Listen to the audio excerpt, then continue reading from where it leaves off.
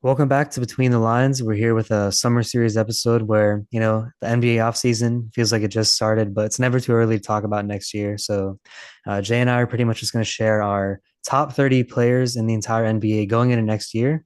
In this episode, we're going to go through 21 through 30 and just about the criteria. So, it's only for just the 2026-2027 season.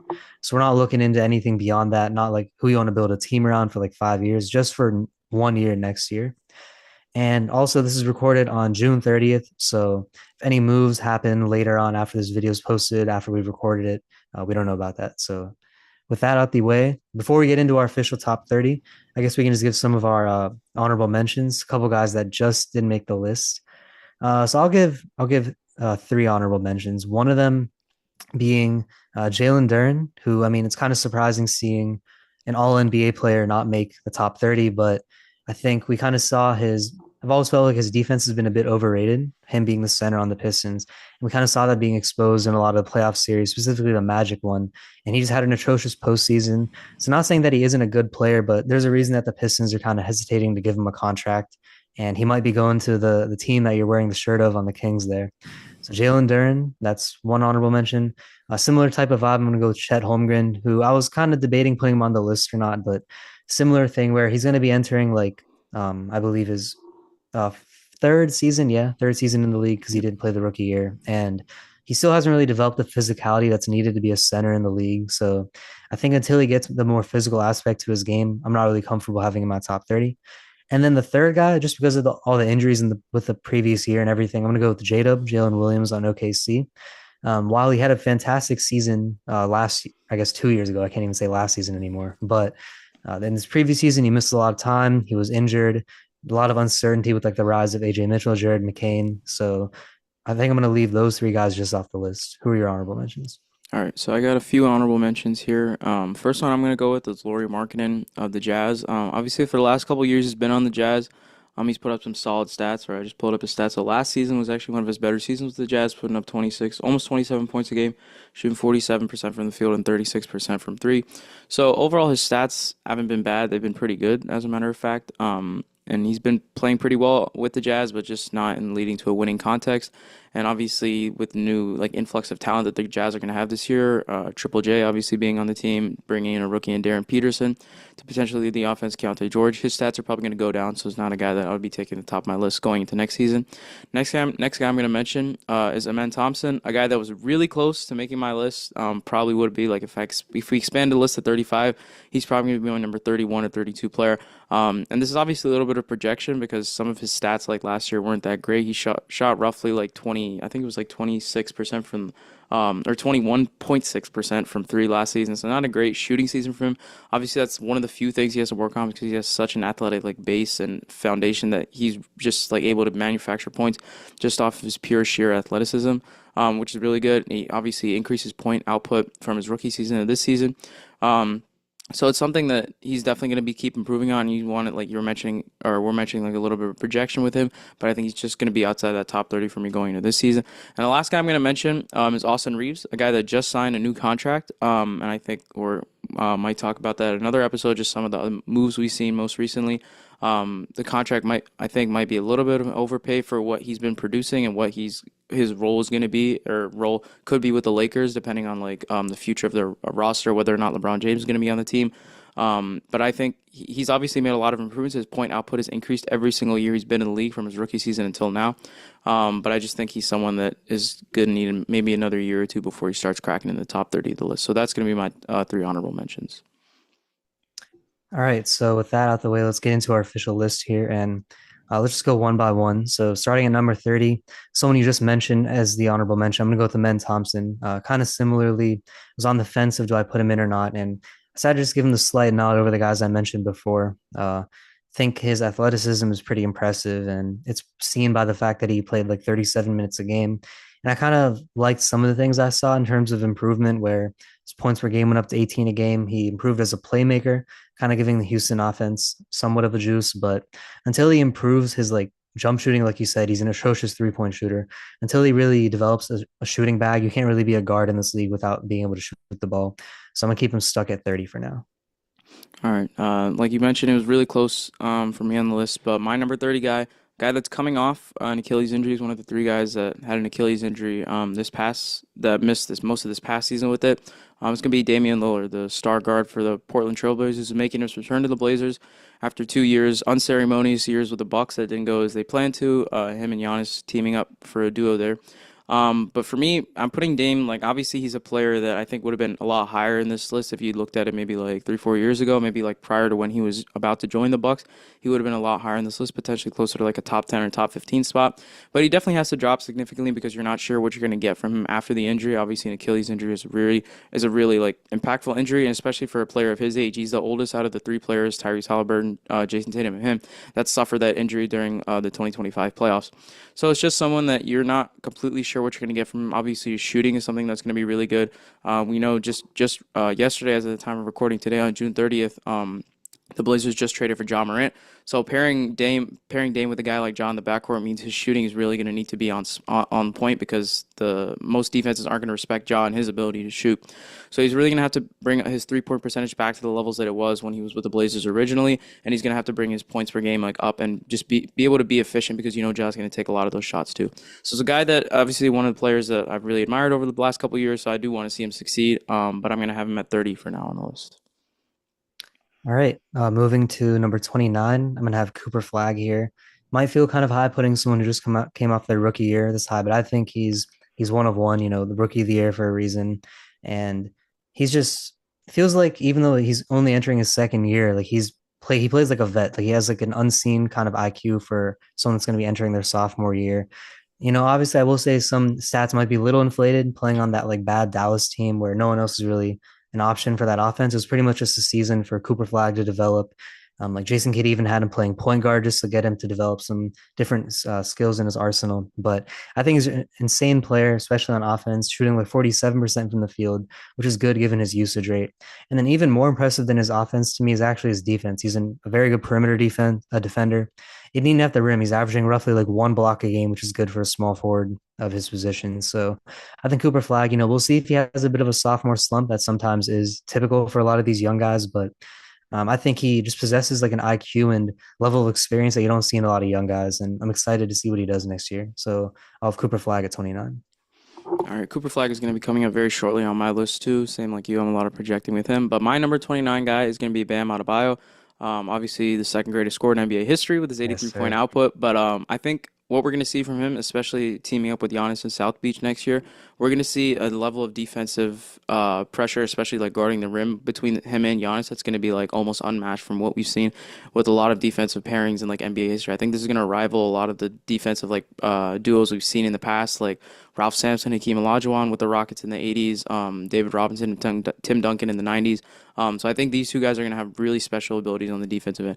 And specifically with Bam, I think obviously his defenses have been really consistent over the last couple of years. His offense has started to improve a little bit. He's been taking a lot more 3-point shots. I think he still has to work on his efficiency through them. He more than doubled the amount of 3-point shots he was taking from 2 seasons ago to just this last season.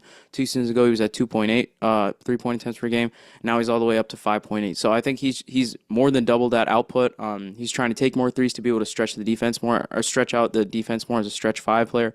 Um, and I think we're going to see he's going to have a little bit more of opportunities to be shooting from the three with Giannis on the offensive end as well, with him taking up a lot of the space in the paint. So I think he's going to be able to have the space. He just needs to make sure he can knock down the shots. And I think he's been pretty consistent in this like top 20, top 30 range for the last couple of years. I think he's going to stay there for this season. So I'm going to have Bam Adebayo at 29. And then going to number 28, I'm going to have the now two-time champion OG Anunoby. I think he's really ascended a lot in terms of his play style. I mean, it's kind of crazy saying he's already a two-time champion, but there's a reason he was like at one point one of the front runners to be Finals MVP in that series. He's just an incredible like two-way player. We saw him get all defense second team for the second time in his career. And in terms of like his offensive bag, like while he isn't the greatest playmaker, I guess the Knicks don't really need him to be one with like Jalen Brunson and Cat, but I think he's just developed an excellent 3-point shot. I think he shot roughly 38%, 39% from three this year. And at one point in the postseason, he had the highest true shooting percentage of any player in postseason history. So I mean, I think he's an excellent fit for the Knicks. He's a great 3-and-D player, excellent defensive guy, and pretty much an anchor on that defense for the Knicks. So I'm gonna have the two-time champion at number 28. All right, and in my number 28 spot, I'm going to go with a guy that you just mentioned, in Cooper Flag. Like I mentioned, he was going to be very close to your spot on the list. Not much to add to like what you said. He had a pretty good rookie season, especially with what he was tasked to do with the team that didn't have too much offensive talent around him, especially with Kyrie Irving sidelined for the entirety of last season. I think the Mavs are going to be better with him improving, taking that year two jump, that sophomore year jump, having Kyrie Irving back, so he's going to be able to have someone else in the backcourt that he's able to have some of the usage role that was like planted onto him last season, a little bit lifted, so he's able to like do less and maybe be able to work on his like spot up skills just a little bit more and catch and shoot and things like that. So yeah, I'm gonna have him at number 28, but I anticipate he's gonna be a lot higher than that in the coming years. So now going to number 27, I'm gonna have Denny Avdia from the Portland Trailblazers. I think that he's really taken a big leap this year. He was one of the nominees for the most improved player of the year for a reason. End of the year, averaging roughly 24, 7, and 7. And I just like, I mean, I think in today's league where we're playing positionless basketball, having like a point forward on your team is really, really valuable. And Denny's pretty much filled that role in perfectly for the Blazers. I think he's very aggressive to the basket. I mean, that's reflected in his free throw attempts. People will give him like the merchant allegations, but I think the more aggressive guys, they're going to get more free throw attempts regardless. So he's a good player. He drives the basket. I think one thing I do want to see from him is develop a bit of a 3 point shot. I think this year he shot 31% from three, so really not much of a threat from beyond the arc. And that's going to be a bit of a problem this year where they added Ja Morant, like you kind of mentioned earlier, who himself is also not a great 3 point shooter. And you add another ball dominant player on that team. So I guess we're going to see what the Blazers do in terms of their ball handling rotations on offense. But Denny's taking a big leap, and I'm going to put him at 27 going into next year. Denny Avdia, also a guy that's going to be showing up on my list soon. But in my number 27 spot, I'm going to have Paulo Banchero. Obviously, a guy that I think has been much maligned, specifically last season. A lot of reports with him conflicting with their previous head coach, Jamal Mosley, potentially leading to the reason why Jamal Mosley was fired, and then Magic now bringing in Sean Sweeney as the new coach from the San Antonio Spurs. But I think Paulo Banchero is always a guy that I've loved. I was a really big fan of him when he came into the NBA right in his 2022 season as a rookie, and I was a big fan of him being taken number one overall by the Magic that year. I didn't understand the hype between like how I thought it was a comparison between him and the guys like Chet Holmgren or Jabari Smith for the number one overall pick.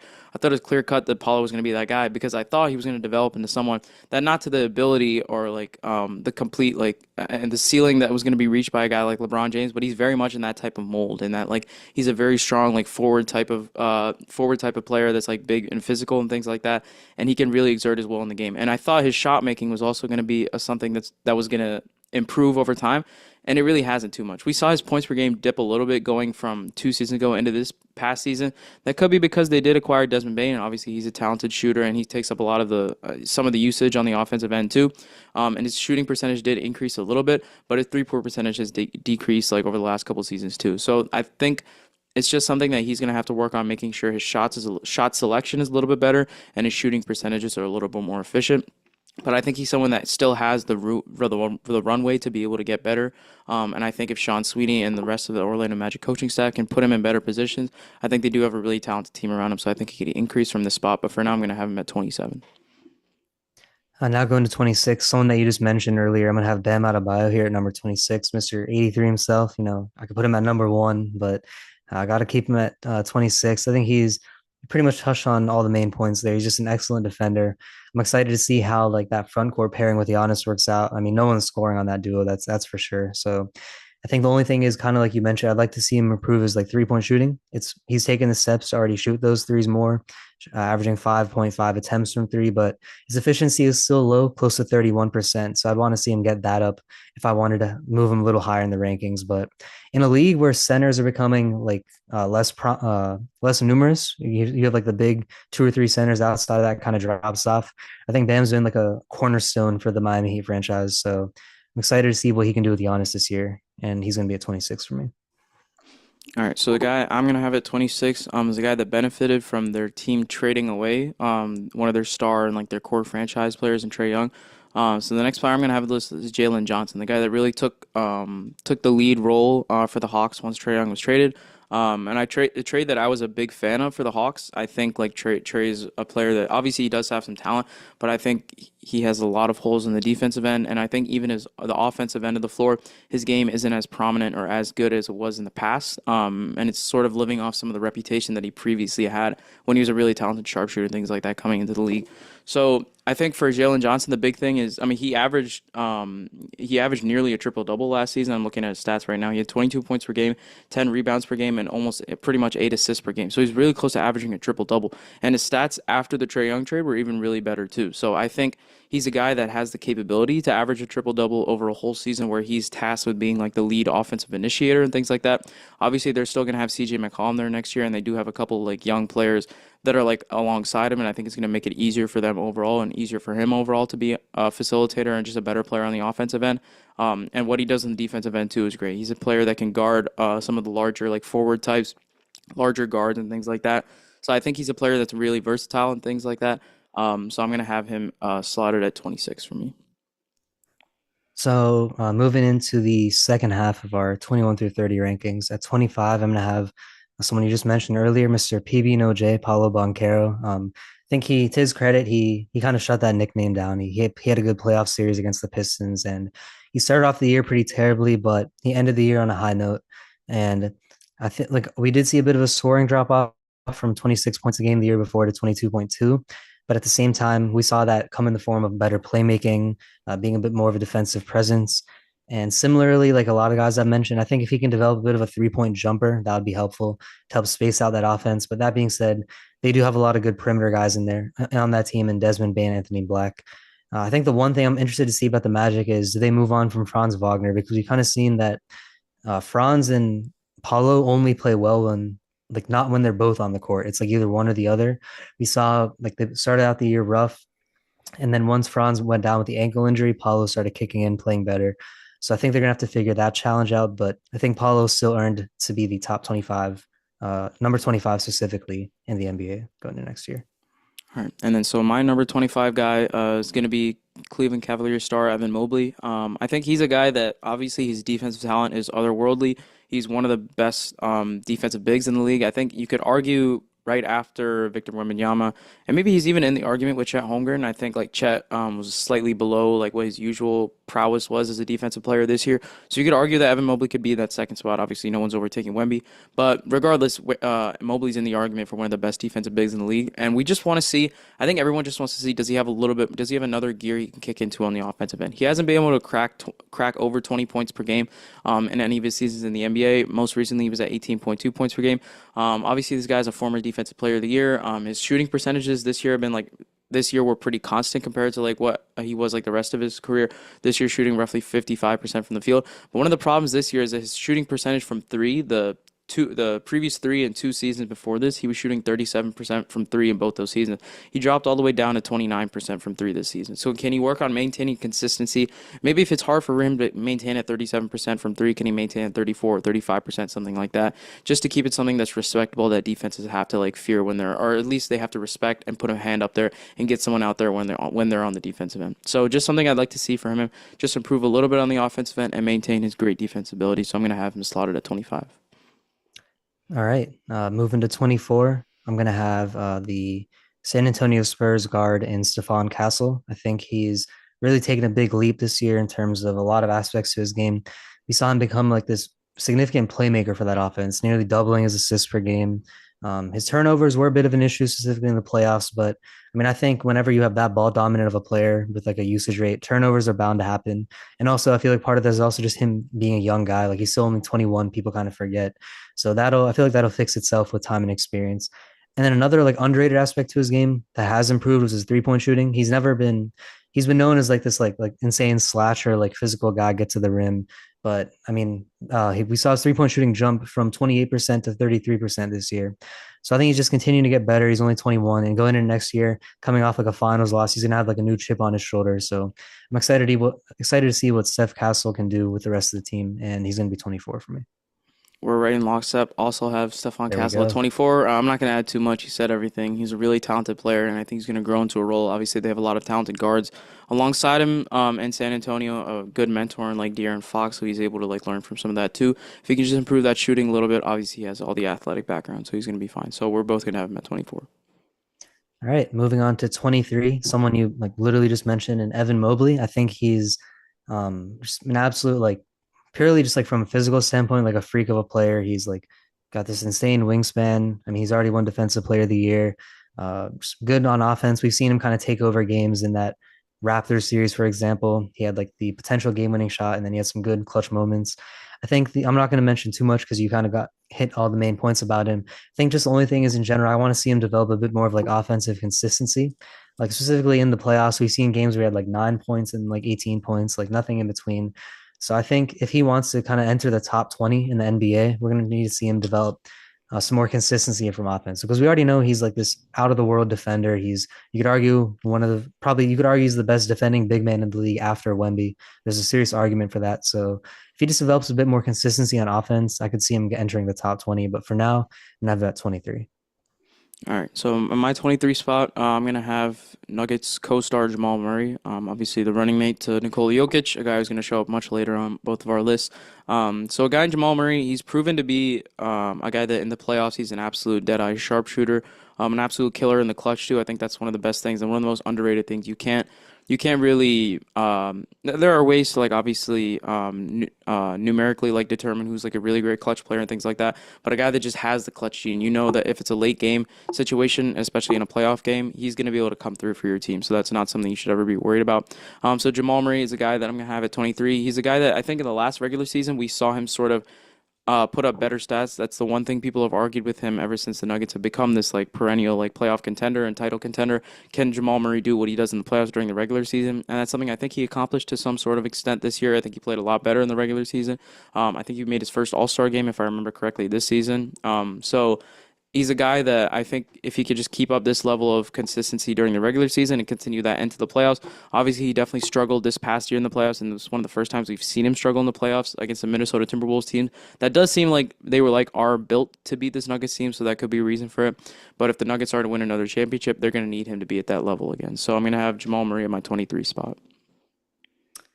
And moving on to 22, I'm also gonna have Jamal Murray here. I mean, just one spot above you, but pretty much the same thing. Where just like to add a few more things. Like, yeah, he took an pretty respectable leap, which isn't really common to see for someone in like their, I believe, ninth year of their career. So we saw him, like you said, get his first All Star nod, his first All NBA nod, averaging 25 points a game, taking like almost a 4 point per game leap up from the year before, and his efficiency is just ridiculous to me. Like he shot, I'll read these splits off to you. He shot 44% from three, 48% from the field, which is good for someone that takes 18 shots a game, and then 89% from the line. So, I mean, really efficient year, really high volume, like efficient scorer, very potent from beyond the arc. A good compliment to Nikola Jokic. And I guess we'll see what the Nuggets do because I don't think it's time to split up this duo yet, but they definitely got to make some changes if they want to enter that contending tier in the West. But Jamal Murray has definitely earned his spot being top 25, and I'm having him at 22. All right, and then so for my number 22 player, I'm going to have the next player out of the big three that missed this past season with the Achilles majority of this past season with the Achilles injury. I'm going to have Tyrese Halliburton. Obviously, a guy that we saw an almost unreal playoff run from him. Not almost an unreal playoff run from him. The 25 playoffs, taking down the Bucks in the first round, taking down the Cavs in the second round, then taking down the Knicks in their first Eastern Conference Final appearance in forever in that third round, and then taking the Thunder to 7 games, and what it looked like they were potentially going to win that seventh game if not for that Achilles injury, that disastrous Achilles injury he has in the first couple of minutes of Game 7.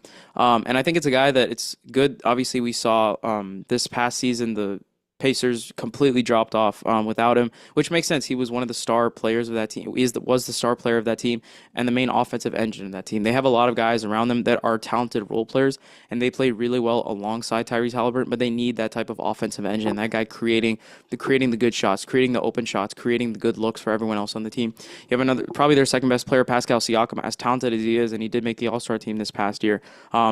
Just he's not. It helps to have a guy like Tyrese Halliburton alongside him, just creating even better looks for him, even better shots for him, and guys like Andrew Nemhart and things like that. So I think it's something that it's just same thing like the questions with Dame. Just like, is he going to be back to the level that he was prior to the injury? Obviously, Tyrese Halliburton being a lot younger than Dame is something that's going to be working in his favor. So we shouldn't be too worried about him regaining that form coming back from this injury. But it's just something you worry about and why I wouldn't have him slightly higher on the list. So for me at 22, I'm going to have Tyrese Halliburton. And now for the final spot for today's ranking video at 21, I'm gonna have Devin Booker, a guy who in previous years I would have pretty comfortably had him in like top 15 arguments, maybe like 16 through 18, something like that. But I think honestly, it's just virtue to not him getting any worse, but just other players getting better. It feels like his game's kind of stagnated a bit where he's some things have gotten worse. Like he's actually surprisingly somehow become like a below average 3-point shooter, which is surprising to me to see. He shot 33% from three, which is like maybe you think, okay, because he is known to be like a mid range assassin for sure. But at the same time, I mean, like he was in the 3-point contest, he's known as a good 3-point shooter. And it's not like his volume has dropped. He's still shooting like six threes a game. He just isn't hitting them like he once used to in the past, where he's shot like 39% from three, 38% from three. So while he has like developed this like mid-range game and good playmaking game, I think his game's kind of stagnated a bit to me, which is why I have him outside, just outside the top 20. And also adding in the fact that like seeing that the Suns are moving in a different direction, like they traded for Miles Bridges, like this is Jalen Green. It seems like that 7 seed they hit last year, like it might be their ceiling for the foreseeable future. They don't really have a lot of young talent. So without much meaningful basketball to be played, I don't know how much better Devin Booker can really get at this stage in his career, but that's a lot of negativity for someone who's at number 21. So he's still a great player. He's insane from the mid range. Love using him in 2K if that counts or anything, but that's going to cap off 21 through 30 for me. Yeah, and then just speaking quickly on like Devin Booker, he's a guy that I'm gonna have coming up on my list shortly. Probably on our next episode, I'm gonna mention him. But I think it's interesting that it's a guy that you really, outside of the few seasons with Chris Paul there, like it's really been like towards the bottom of the Western Conference. Now they have the play-in, just barely being a play-in team. So just something to mention there. Just a guy that his careers would have been like a little different had he not been like shit, had paired up with Chris Paul there True. for some time. So for my 21 player, I'm gonna go with the NBA, one of the most recent NBA champions, and OG Anunoby, a guy that you mentioned earlier. He's a guy that I think showcased his versatility and usefulness on both the offensive and the defensive end to the entire world and to the entire NBA community if it hadn't been known before in this past playoff run. I think we saw him take on multiple different defensive assignments. We saw him guard Wemby at time during the playoff or during the NBA finals, and we saw him take on some of the San Antonio Spurs lead guards and defensive roles as well, taking on guys like De'Aaron Fox. Obviously having that clutch block on Fox during game 4 of the finals to help finish out that comeback, guarding guys like Stephon Castle, Dylan Harper when he was in the game. So I think he's a guy that definitely showed his versatility on the defensive end. And I think another important thing is he showed his offensive versatility too. He shot great from the field in terms of efficiency, both from 2-point shots and 3-point shots during the entirety of the playoff run, not just against a specific team or in a specific series. And we heard one of the things we heard about this guy a lot in the past was that he's a player that can sort of be, especially if he has an injury, he would tend to like sit out more. Like those are some of the reports coming from him out of Toronto. He's just a guy that like wasn't really willing to put his body on the line and just like play through a lot of like some of the injuries in the past. And he did miss 2 playoff games in the Sixers series, but then he didn't miss a single other playoff game during the run. And in the Sixers series, it looked like they didn't need him anyways. It looks like they did need a lot of the players because they looked like they were going to sweep him or gentlemen sweep him regardless of OG and Anunoby playing. So it's just a guy that I think showcased one his defensive versatility, which I think which is known by a lot, his offensive versatility, which I think a lot more people got accustomed to and learned a lot more about just via his like shooting splits and things like that, and just seeing how efficient he was. And third, just seeing him try and be able to shed that label of just being maybe a softer player, a guy that really wasn't like concerned about like playing through his injuries, and he really did that and put his body on the line and help the team win. So I think that was really important for what he did this playoff run. So that's gonna have him at 21 for me. Yeah, I think I will say like out of the 10 players that I just ranked in 21 through 30, maybe with the exception of Cooper Flag, I think OG is probably someone that I could see like improving the most from where I ranked him. He's a great player in like a great situation as well. And if he continues to stay healthy, like I think he can get a lot better. So pretty excited to see there. So I guess we'll just quickly recap our rankings here. So let me just get mine pulled up. At 30, I had Amen Thompson, 29, Cooper Flag, 28, OG Anunoby, 27, Denny Avdia, 26 was Bam Adebayo, 25 was Paulo Banchero, 24 Stephon Castle, 23 Evan Mobley, 22 Jamal Murray, and 21 Devin Booker. All right. And then so for me, number 30, Damian Lillard. Number 29, Bam Adebayo. Number 28, Cooper Flag. Number 27, Paulo Banchero. Number 26, Jalen Johnson. Number 25, Evan Mobley. 24, Stephon Castle. 23, Jamal Murray. 22, Tyrese Halliburton. And 21, OG Anunoby. All right, so that's going to do it for this episode of Player Rankings. Ranked our NBA players 21 through 30 going into next season. So stay tuned for our next episode, and we're going to go into the top 20, and we're going to give you our players 11 through 20. So thanks for watching.